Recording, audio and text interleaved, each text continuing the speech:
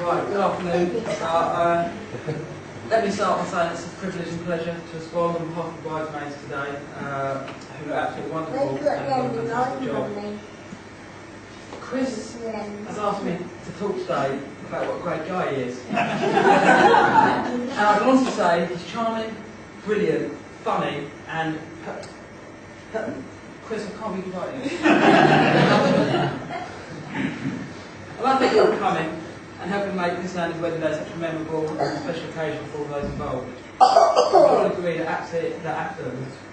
that Andy looks absolutely stunning, and well, Chris, he just looks stunned. It's a great honour to be chosen for best man, but with this duty comes the responsibility of making a speech. So I had to prepare, so I took the standard mail approach and wrote this morning. I found it difficult as there wasn't very many embarrassing stories to tell about Chris. He's just clean. Squeaky clean. He's even cleaner than his MR2 after a whole afternoon of turkey waxing. Of course, there is the story about the slice of mango and the industrial-sized cup of swarfiga. I'll tell that to my grave. The most reliable source of information will come from his friends and family, to whom he'll be sharing this special day. After speaking with them, I've written down a few words. A great father-in-law to be, that was mine. Thoughtful, caring, charismatic and trusted, all kind words. Round and pasty shaped. In fact, I barely found a person who had a bad word to say.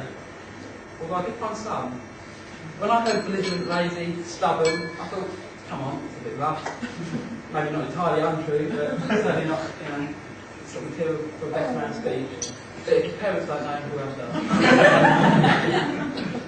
Chris and Andy, on their first day of senior school, their eyes met across the classroom, and they're in the same form throughout their 5 years there. Their classmates kept on getting together, even at the tender age of 11. Like most boys though, Chris wasn't really interested in girls at this time, and they didn't get close until the German exchange, 4 years later. On their last day there, they had their first dance together, and they spent the journey back home sitting with each other and talking, and things went from there.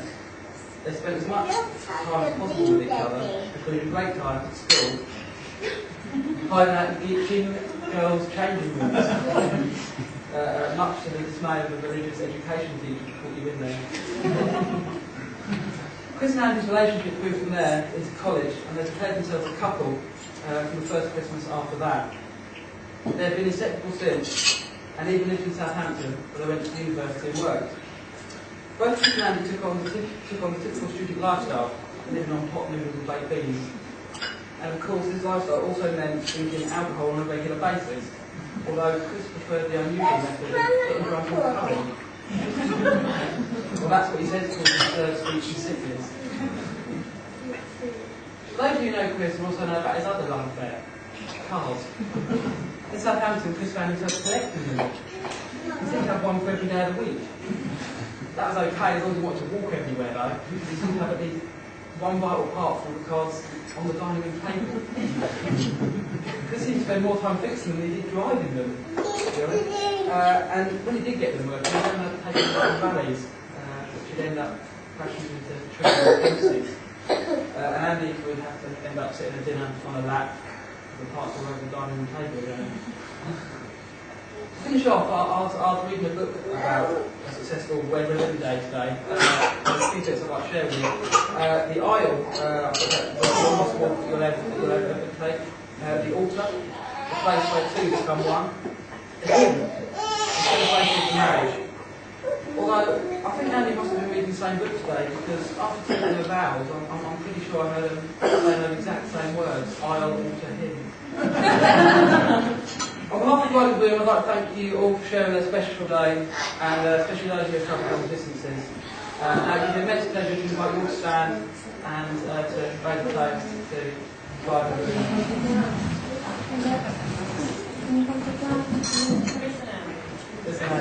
Chris and Andy.